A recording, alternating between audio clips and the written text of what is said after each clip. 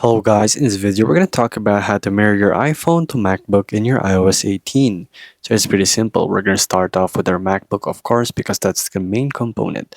So the first thing you want to do is go to your iPhone mirroring right here and then enter your password. From entering your password, it's going to connect to your phone and there you go. It's just that simple.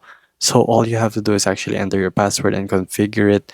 From there, it's going to show you the steps that's needed so that you'll be able to actually configure your phone and you'll be able to actually configure everything else, and it's just that simple. So you can also actually just go ahead and scroll around right here. You can use your phone as usual but from distance, but it's important to keep your Bluetooth on and your Wi-Fi connectivity at a minimum range so that they will be connected together. It's just that simple. So again, just go here to your iPhone mirroring, search it up, enter your password, and then it's going to connect to your phone basically, and then it's just be connected in the simple way possible. So there you go guys. If this video was helpful, please hit the like button and don't forget to subscribe.